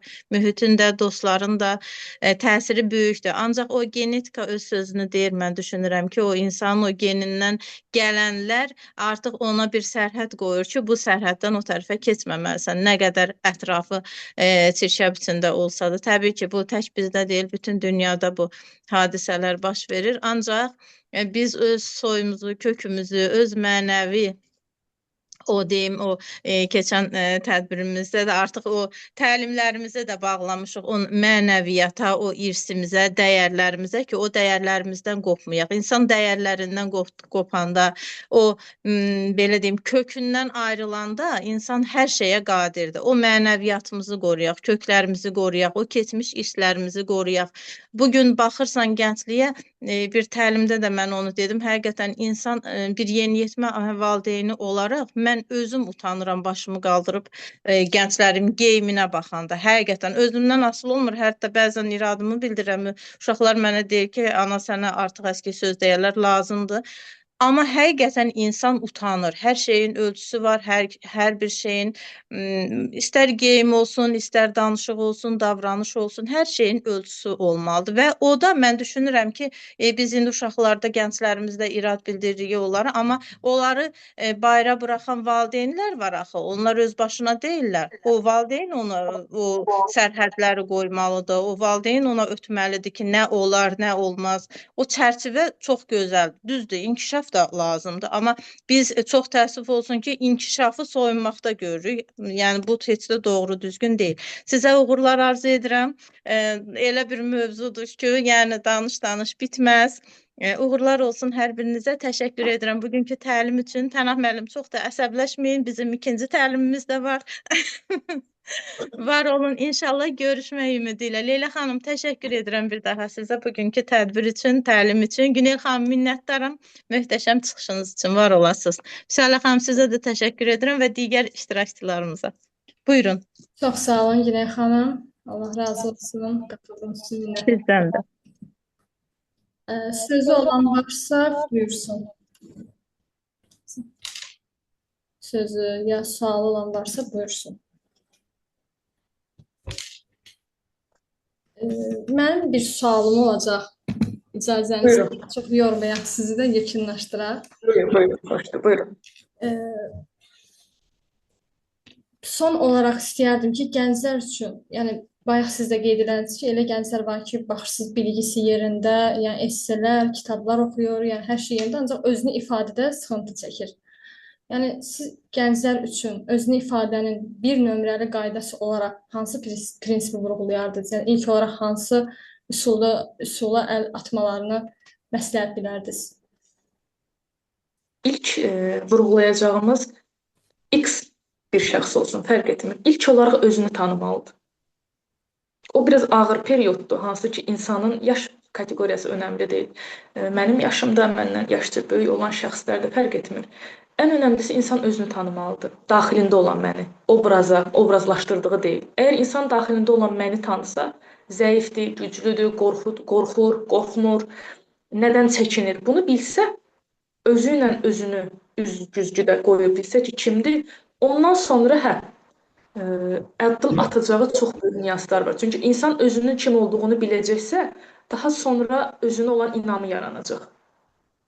Çünki mən bilirəm ki, mənim qorxum, deyək ki, nümunə olaraq misal gətirək ki, deyək ki, mən heç kimin bilmədiyi, bircə dənə mənim bildiyim öz daxilimdə olan bir nümunə desək ki, mən öz daxilimdə bilirəm ki, mən çox həyəcan keçirdirəm. Adi bir piyada keçidini keçəndə deyək ki, bu mənim genofondumda hardasa bir travmam var, sözsüz ki var. Bunu biz psixoloji tərəfindən, psixiatri tərəfindən gedib kodunu aça bilərik. Bu ayrıdır. Amma biz o mərhələyə gedib çatmadan ali şəxsiyyət yaxı biz özümüz ailə olaraq özümüz öz fikrimizi ifadə edə bilərik. Mən əgər bunu qəbul etsəm ki, mən boynuma alıram, mən qorxuram, mən insanlarsız da tək yol keçməkdən qorxuram. Bunu ilk olaraq öz-özünə deyəndə və yaxud da mən çox gücsüzəm. Bunu öz-özünə deyəndən sonra ikinci addım bizim unutduğumuz, amma hər zaman vacib olan yazı mədəniyyətimiz var. Yazı, yenə də yazı vurğulayıram. Çünki insan yazdıqca motor bacarıqları inkişaf etmir, yəni unudulmur və eyni zamanda düşünmə bacarığı da inkişaf edir. Biz hansı bir deyək ki, bildik ki, nöqsanımız var, biz bunu düzəltmək istəyirik, bunu bilirik və bunu qəbul edirik özümüzdə. Daha sonra onu yazıb olmaq istədiyimizi yazırıq. Mən daha qorxmuram, deyək ki, mən daha həyəcanlanmıram. Çünki bilirsiniz də, psixologiyada var. Birinci müəmməyə gəlirsə, inkarı bildiririk, sonra təsdiqə keçirik. Deyəcəyimiz sözün özündən də çox şey asılıdır. Mən bacarmalıyam sözündə biz birinci inkarı bildiririk. Bacarma. İnkarı bildiririk, sonra təsdiqə keçirik. Amma biz desək ki, mən bacarıram, biz burada tam təsdiqə keçmiş oluruq. İnkar olmur. Çünki bizim şuuraltımız bilirsiniz də heç bir şeyi müsbət mənfi olaraq algılamır. Bir bilir. Əgər sən deyirsənsə düz demiş olursan. Yəni tövsiyəm odur ki, ilk olaraq biz öz nöqsanımızı bilməliyik. Ki nöqsanımız nədir? Biz harda çatışmamazlığımız var? Özümüzü tanımalıyıq. Yəni bu bir gündə, 5 gündə, 3 gün. Çünki biz hər zaman özümüzdən qaçırıq da, özümüzün daxilində olan mənlikdən qaçmışıq. Bəlkə də oxuyan tələbə deyilik, amma özümüzü oxuyan kimi göstəririk. Bəlkə də biz çox böyük nələrsə etmək istəyirik, amma bundan çəkinirik. Birinci özümüzü tanısaq, daha sonra həmin o vurğuladığım nüanslar nəzərə alınsa ki, yazı bacarığıdır, yazı mədəniyyəti ilə inkişaf etdirsək və özümüzlə, yəni yenə də vurğulanır. Birinci özünlə dost olmalısan ki, sonra əhatəndəkilərlə dost olasan. Özünə dəyər verməlisən ki, sonra əhatədəkilər sənə dəyər versin. Yəni, tövsiyəm bu ola bilər. Yəni, yüzlərlə kitab oxuya bilər, yüzlərlə nələrsə baxa bilər. Amma mən özümü qəbul etməyəndən sonra dünyaya özümü qəbul edə bilmərəm. İstər-istəməz hər hansı bir yerdə, hər hansı bir nüansda bu göstərilir. Günel xanımın bax vurğuladığını mən bir üzərindən getmək istəyərəm. Çox elmli, bilikli şəxs ola bilər. Amma onun geyimi, onun davranışı onun tam əksini göstərir. Nə gözəl, nə xoş ki, hal-hazırda bir çox müəssisələrdə, bir çox deyək ki, ali təhsil mərkəzlərində, çox yerlərimizdə hələ ki biz o mədəni dəyərlərimizi qorumuşuq. Stereotiplərimizi tam aşmamışıq. Və nə xoş ki, bunu biz davamlı olaraq edirik. Tövsiyə edərəm ki, özümüzü tanıyaq birinci, daha sonra isə sizin dediyiniz kimi insan öz-özünə dəyər verəndən sonra qarşısındakindən də dəyər görmüş olur. Təşəkkür edirəm cavablandırdığınız üçün. Son olaraq da icazənizi Pərviz müəllimdən də istəyərdim fikirlərini alaq. Çox gözəl olar. Axşamınız xeyir olsun. Axşamınız xeyir olsun Pərviz müəllim. Necəsiz, dəyərli Tərəqqi platformasının üzvləri Günel xanım, Pənah müəllim, Leyla xanım, Müsalə xanım, hər halda ekran görüntüsü açıq olan şəxslər deyirəm, Müsalə İsmailova və təlimçimiz Günel xanım, hamınızı salamlayıram. Mən Leyla xanıma təşəkkür edirəm, bayaq mənə söz verdi, amma sözünüzü yəni danışa bilmirdim, əlavə səs effektləri var idi, ona görə ekran görüntüsü açıq deyildi və danışa bilmədiyimə görə Leyla xanıma yazdım mesajla. İndi amma uyğunam. Deməli, burada bir çox mövzulara toxunuldu. Əslində, belə deyim, çox geniş spektrli bir təlim oldu. Mən bir-iki vacib məqama toxunmaq istəyirəm. Məsəl üçün, Pənah müəllim də o məqama toxundu, Salə xanım da və bircə dəqiqə üzr istəyirəm.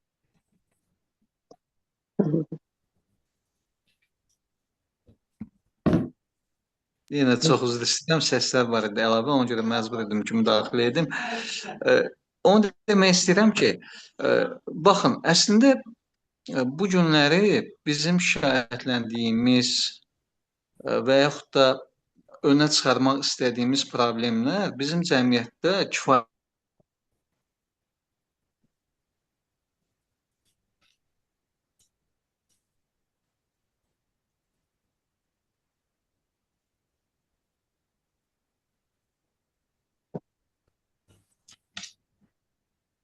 mühəndislər yetişir, bizdə qoçlar yetişir. Belə bir sual qoyur və əslində o sualın cavabını da özü o feytonda tapır ki, yəni onlarda buna, yəni mühit buna imkan verir. Mühit və şərait onlarda alimlərin, mühəndislərin, həkimlərin yetişməsinə şərait yaradır. Amma bizdə əksinə, mühit qoçların yetişməsi üçün daha münbitdir. Və bu günləri biz 21-ci əsrdə, 21-ci əsrin artıq birinci rübün sona vurmuşuq, baxırıq, prinsipcə mühitimiz dəyişməyib. Yenə də, məsəl üçün, daha çox oğru qanunlarına meyillik var, daha çox, bəzən mən düşünürəm ki, bu nəyə görə belədir? Bəlkə də bu qanunların az işlək olduğu ölkələrdə belədir. Bəlkə də bu, bilirsiniz nəyə oxşayır? Bir məşhur söz var da, deyir, qanun şah deyil, şah qanundur. İndi o ölkəyə baxırdı təbii ki. Bilirsiniz, qanun şah olmadığı deyək ki, adicə bir müəssisə deyək və yaxud təşkilat deyək, təşkilata belə biz baxanda orada görürük ki, qanunların və yaxud qaydaların əvəzinə şəxsiyyətin idarə edən rəhbər şəxsin xarakteri yansıyır bütün müəssisəyə. Yəni əslində onun xarakteri ilə idarə olunur hər yan. Çünki qaydalar işləmir. Və bütün qaydalar onun şəxsiyyəti ilə bağlıdır. Məsələn, o sərtdirsə əgər, orada sərt nizam-intizam var. Mülayimdirsə, əksinə orada bir mülayim deməli ab-hava var. Yəni bu əslində bilirsiniz absurd bir şeydir. Ona görə ki, əksinə olmalıdır. Qaydalar işləməlidir, qanunlar işləməlidir. Məsəl üçün deyək ki, mən Üzeyir Hacıbəylinin adını çəkdim. Müasir axtarış cihazlarında Google olsun, Yandex olsun, digərlərində sən axtarış vermək istəyəndə Üzeyir yazırsınız, hələ soyadını yazmamış. Görürsünüz ki, orada Üzeyir Mehdizadə gələcək. Müğənni Üzeyir Mehdizadə. Yəni onu demək istəyirəm ki, yəni daha çox o axtarılır. Nəinki Üzeyir Hacıbəyov. Məncə buradan başlamaq lazımdır ki, biz nəyi axtarırıq, biz nəyə daha çox meyilliyiik. Sonra tələbə-müəllim münasibətləri haqqında danışıldı burada. Yəni tələbə-müəllim münasibətləri də mənə elə gəlir ki, hal-hazırda böyük bir transformativ bir dönəm keçirir, sözün həqiqi mənasında. Və buradan o müəllimlər daha bacarıqla, daha yüksək nəticələrlə çıxır ki, onlar gəncləri hiss edə bilir, duya bilir. Yəni onlar gənclər kimi düşünə bilir. Əgər bu gün sən o gənclər kimi düşünə bilmirsənsə, düşünməyə çalışmırsansa, empati qurmağa çalışmırsansa, kifayət qədər çətindir. Burada hansı məsəl üçün sual meydana çıxır da. Məsələn elə müəllimlər var ki, gənclər kimi düşünmür, deyək ki, və yaxud da empati qurmur, amma yenə də o müəllimlik fəaliyyətlə məşğuldur və hər şeydə qaydasında görünür ən azından. Sual meydana çıxır ki, bəs o necə idarə edir? Mən sizə deyim. Çox açıq şəkildə mən bunu müşahidə edirəm. Onlar belə idarə edir. Onlar bariyerlər qururlar tələbələrin öz aralarında və bu bariyerlər, bu maneələr tələbələrin onlara çox yaxınlaşmasına imkan vermir. Və imkan vermədiyi üçün əslində tələbələr onların zəif cəhətlərini də çox görə bilmir. Və yaxud da nöqsanlı tərəflərini çox görə bilmir. Yəni bir avtoritet yaradır, müəllim avtoriteti və heç kəsi ətrafa qoymur. Özünü ideallaşdırıb müəyyən mənada. Baxın, yəni yenə deyirəm, burada hökmən və hökmən səmimi münasibətlər önəm kəsb etməlidir. Məsələn, deyək ki, Pənah müəllim olsun, universitetimizdə digər müəllimlər var ki, deyək, görür ki, tələbələrlə çox səmimi münasibət qururlar. Yəni, bugün bu çatışmır. Bax, bunu bu günləri biz daha intensiv şəkildə qurmalıyıq. Mən çox danışmaq istəmirəm, çünki zamana baxıram. Növbəti təlimdə var, yəni eyni zamanda Müsadə xanım da söz istəyib deyə mən burada sözümü yekunlaşdırıram. Diqqətinizə görə minnətdaram. Çox sağ olun. Pərvizdə mümkünsə bir fikir ifadə etmək istəyirdim sizin çıxışınıza görə. Düşünürəm həmin yerində dinləmə şansınız olmadı. Siz vurğuladınız Üzeyir Hacıbəyovla, Üzeyir Mehdizadədən söhbət gedir. Mən onu vurğuladım və sizlə danışa-danışa yenidən baxdım. 6 illik pedaqoji fəaliyyətimdən düşünürəm ki, mənim üçün bu bir uğurdur. Mən tədris etdiyim, dərs etdiyim universitetin vurğulamışdım. Bir çox ixtisasları var ki, orada olduğum ilk dərs günü hər kəsin deyir, o məcburi şəkildə, gestapot rejimində hər bir şəxsin internet resursunu açıb, həmin adını sadaladığımız platformalarda Üzeyir Hacıbəyovun adını, Üzeyir Hacıbəyli yazmağını istəmişdim. 6 il bundan öncə mən ona baxanda çox məyus olmuşdum. Yalnız Üzeyir Mehdizadə çıxırdı. İndi nə xoş ki, nə xoş halımıza ki, Üzeyir yazanda hər ikisinin adı çıxır. Çox arzulayıram, çox istəyirəm ki, gələcək dövrdə biri çıxsın, nəinki ikisi. Deməli, bir söz deyim, əslində bəli, mən o hissəri yəqin ki, buraxmışam, yəni eşitməmişəm. Ola bilsin ki, bir müddət çıxmışdım, onunla bağlıdır. İkisi də çıxır təbii ki, yəni bu günləri onu deyim ki, təbii ki, biz istəyərik ki, ilk növbədə Üzeyir Hacıbəylinin adı çıxsın, çünki bizim bugünkü müasir Azərbaycan incəsənətinin, musiqisinin əsasını qoyan bir şəxsdir. Amma mən onu demək istəyirəm ki, hər müəllim, deyək ki, siz bu qədər çalışmısınız və nəticəsini görmüsünüz. Ən azı hər müəllim bax belə metodlardan istifadə edərsə, siz dediniz ki, hətta orada mən bir despotlıq da elədim. Mən onu demək istəyirəm ki, bəzən bu da lazım olur. Təbii ki, biz tarixə baxanda görürük ki, məsəl üçün elə ölkələr var ki, məsələn diktatura dövründə o qədər gözəl layihələr həyata keçirilir ki, məsələn o ölkələrdə demokratiya olsaydı o layihələri həyata keçirilmək olmazdı. İzah edə bilirəmmi? Yəni bəzən bu da lazımdır. Yəni ona görə təbii ki, biz istəyərdik ki, belə müəllimlərimiz çox olsun. Sizə də təşəkkür edirəm bu deməli ideyaya görə, çox gözəl ideyadır. Təşəkkür edirəm Pərviz müəllim. Vüsalə xanım, buyurun. Xoş gəlmisiniz. Salam, mən də sizin hər birinizi salamlayıram. Doğrudan da çox dəyərli fikirlərinizə görə, yaxşı bir mövzuya görə ki, belə yaxşı mövzu qoyulubdur, aktual mövzudur. Hal-hazırda dünyamızda, yəni bəlkə də bu problem vardır və ən əsası da siz demişdən mütaliə etməyən uşaqlar ümumiyyətlə çox bu baxımdan onlarda görünür ki, negativ hallar vardır özlərini ifadə etməsi baxımdan. Yəni mən bir sözü deyim ki sizə, mən indi xaricdə bilirəm ki, uşaqları əsas çoxlu biliklərdən, məsələn, riyazi biliklərdən, digər biliklərdən ən çox onlara oxumağı, çox mütaliə etməyi öyrədirlər uşaqları və o uşaqlar artıq özlərini gözəl ifadə edə bilirlər. Yəni, məsələn, bir məsələ olanda mən indi özüm şahid olmuşam, nəvələrim də vardı. Məsələn, bir adi bir məsələni deyəndə onlar uzun-uzun onu dərin şəkildə təhlil edə bilir və bəzən qızım deyir ki, mən deyirəm, üzrlü hesab eləyim, bəlkə də vaxtımız biraz azdır, amma yəni demək istədiyim bəzi məqamlar var ona görə. Deyəndə ki, otur riyaziyyat elə, belə şifahi eləməyə üstünlük verir, yazılıya yox. Mənə deyir ki, aerodinamika 8 yaşında uşaqdır, qanunlarını yaradan məgər xüsusi riyazi biliklərə malik olub. Və oturur onu izah eləyir ki, aerodinamika qanunu nədən ibarətdir? Yəni, düşünürəm ki, bax, belə mütaliə uşaqların inkişafına da təsir edir. Və təbii ki, burada indi orta məktəb müəllimi olsun, universitet müəllimi olsun, fərqi yoxdur. Biz uşaqlara əslinə qalsa yardım eləməliyik. Onların çünki çasaddır bilikləri. Onlara mənəvi dəstək olmalıyıq yeri gəldikdə. Təbii ki, hər şeydə sərhədimizi, bariyerimizi siz demişəm bilmək şərti ilə.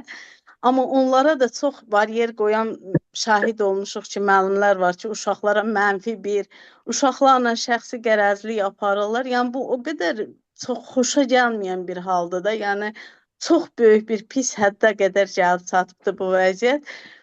Uşaqlar özlərini ifadə eləyəmir və bayaqlar dediyiniz ki, məsələ var idi. İndi bəzi yerlərini üzrlü hesab edirəm, bəlkə də diqqət eləyə bilmədim, vaxtım olmadı deyə. Orada dediniz ki, uşaqlar çıxıb lövhəyə dərsi danışmağa da belə çətinlik çəkirlər. Düz deyirsiniz. Onun üçün də uşağa stimul vermək lazımdır. Əgər professional müəllimdirsə, orada uşağa stimul da verəcək, onu göstərəcək istiqamət. Elə bir davranış sərgiləyəcək ki, uşaq öz fikrini ifadə eləyə bilsin. Amma müəllim var ki, o uşaq bildiyini də onun qarşısında deyə bilmir. O imkanı yaratmır. Özdə o da elə bir qərəzçilik xarakter bəzən daşıyır. Məsələn, mənim elə olub ki, uşaq olub ki, sinifdə boyu, alçaq boy olub da, Lilliput belə bir alçaq boy uşaq olubdur. Mən həmin qrupda imkan verməmişəm ki, o uşaqlar ayaq üstə durub dərs danışsın. Hamısına demişəm ki, yerdən çox xahiş eləyirəm, cavab verəsiniz ki, uşağa onu hiss elətdirməyim deyə. Yəni, çox üzrlü hesab eləyin, vaxtımız azdır. Amma yəni, bəzi məqamları diqqətinizə çatdırmaq istədim. Pənah müəllimi də salamlayıram buradan, uğurlar arzulayıram. Pərviz müəllim, Günel xanım, hər birinizə tədris prosesində uğurlar, səbr arzulayıram hər birinizə. Günel xanım, siz də çox var olun, yaxşı mövzuydu. Çox gözəl oldu. Sağ olasınız. Təşəkkürlər Salih xanım qatıldığınız üçün minnətdaram. Sağ olun, bir Leyla mesaj xanım. oxumaq istəyirəm. Esmira xanım yazıb. Bir də onu qeyd etmək istərdim ki, Sumqayıt Dövlət Universitetini 2010-cu ildə bitirmişəm. Çox təəssüf ki, Pənah müəllimi tanımamışam, amma indi çox sevinirəm ki, sizin kimi gözəl insanların sayəsində Pənah müəllimi tanıdım. Gözəl söhbətlərinə qulaq asıram. Təşəkkür edirəm. İstədim. Sağ olsun. Sağ olsun. Təkrar Mən etsin bir də. Təkrar bir də Sağ iki olasın. sözü dövlət Sağ olun. olsun. Çox gözəl rəydir. Əslində bu onu sübut edir ki, görürsüz 2010-cu ildə bitirib, amma öyrənməkdən vaz keçməyib. Bu gün də öyrənir. Yəni mən həmişə deyirəm, öyrənmə prosesi fasiləli bir proses deyil. Burada fasilə yoxdur.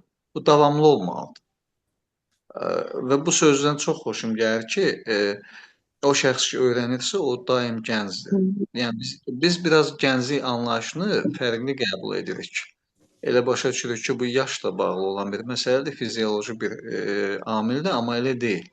Öyrənən insanın orqanizmində hansı dəyişikliklərin getdiyini mən sizə desəm, ona çox vaxt gedir və təsəvvür edin ki, bu həm elmi, həm bioloji, fizioloji nöqteyi nəzərdən sübut olunub və xanımın öyrənmə davamlılığı çox gözəldir. Yəni öyrənsin də nə olar ki? O vaxt tanış olunub, indi tanış olsun. Yəni təlimlərdən dinləyə bilər. Təbii ki, bir vurğulamaq istəyirəm, sizin sözünüzə qüvvət. Mənfini dedik, müsbətlərini də deyək. Bizdə qoşulan üzvlərimizdən biri var, mənim tələbəm olub. Nə xoş, nə gözəl, özü indi buradadır. Ümid edirəm ki, çıxış etmək istəyər. Kəmalə xanımdır. Siz təsəvvür edirsiniz, bizlə 30 yaş üstüdür. Övladları da var. Birinci təhsilini alır, ikinci təhsil sənətşünaslıq ixtisası üzrə özdə təhsil alır, bakalavr ixtisasını və indi hədəfləyir magistri. Övladları da orta məktəbdə yuxarı siniflərdə oxuyur. Auditoriyada öz yaşlarından az olan, hansı ki 16-17 yaş olan insanlardan, tələbə yoldaşlarından daha çox bilikli idi. Yəni bunu nəzərə alır ki, ev problemi də var, qayğıları da var idi, övladları da böyük idi, amma ikinci təhsilini alıb və davamlı da edir. Və biliyi də çox böyük. Yəni sənətşünaslıq bilirsiniz də ən çətin, şərəfli bir fərqli ixtisasdır, yönümlü tamam fərqlidir. Mən ona baxanda hər auditoriyaya girəndə xüsusi bir ona belə sevgim yaranırdı ki, yəni o yaşında bu qədər öyrənmək və bu qədər əzmlə çalışmaq, öz ixtisası üzrə bu qədər sevmək və davam etmək nə xoş. Nə xoş ki, belə tələbələrimiz çoxdur. Xanım, mən sizə bir canlı nümunə çəkim. Hal-hazırda ekran görüntüsü açıq olan Vüsalə xanım mənim tələbəm olub Azərbaycan Müəllimlər İnstitutunun Sumqayıt filialında və Vüsalə xanım həm deməli vəzifəsi var, deməli məktəbdə, eyni zamanda ailə qayğıları da var. Və indi də mən o qoşulan kimi baxdım onun simasına, gördüm o qədər yorğundur ki, yəni təbii ki də bunların hamısını çatdırmaq çətindir. Keçən il biz bir təlimə qoşulmuşduq. Deməli Türkiyədən, Kuzey Kıbrıs Türk Cümhuriyyətindən deməli bir spikerin apardığı təlim idi. Orada Vüsalə xanım söz aldı, amma görüntünü aça bilmədi. Sonra mənə izah elədi onu. Mən gördüm ki, həqiqətən insan hansı çətinliklər bahasına da olsa yenə də təlimə qoşulur. Yəni orada məsəl üçün həm ev işlərini görməyə çalışır, həm ailənin qayğılarını çatdırır, eyni zamanda öyrənməyindən də geri qalmır. Bu əslində fədakarlıqdır, sözün həqiqi mənasında. Və Tanrı bu fədakarlığı qiymətləndirir. Ümumiyyətlə həyatda heç bir zəhmət boşa getmir. Öyrənmə zəhməti ümumiyyətlə heç vaxt boşa getmir. Bu hardasa necə ki böyük uğurlar kiçik xırda detallardan başlanır. Bax bu fədakarlıqların da biz nə vaxtsa təbii ki bir mükafatını görürük. Yəni Vüsalə xanım indi canlı nümunədir həqiqətən. Görün necə yorğundur. Başını hətta yerləməyə çətinlik çəkir. Təşəkkür edirəm həqiqətən də, həqiqətən o qədər yorğun idim. O qədər yəni ki 6 bazar biz evdə istirahət Siz də dəyərli müəllimlərimiz. Mən çox üzrlü sayın. Buyurun, Mən buyurun. daxil oluram. Çox üzrlü sayın. Bizim digər təlimimiz başlayır, ona yetişirik. Keçəcəyik ora. Bəli. Təşəkkür. Çox sağ olun hər şey üçün. Sözünüzü yarısını ora saxlayın. Öpürəm sizi, görüşərik. Təşəkkürlər, Çox sağ təşəkkürlər. olun. Linki paylaşın qoşular. Bugün vaxt ayırıb bizimlə olan mövzunu sizə hər birimiz üçün açıq və aydın şəkildə maraqlı bir mövzu ilə izah edən Günel xanıma dərin təşəkkürümü bildirirəm. Sizi tanıdığıma şad oldum. Növbəti təlimdə yenidən sizlərlə görüşərik. Gecəniz xeyrə qalsın. Xeyrə qarşı təşəkkür edirəm. İnşallah. Çox Sağ olun. Sağ olun. sağ olun. Tamam.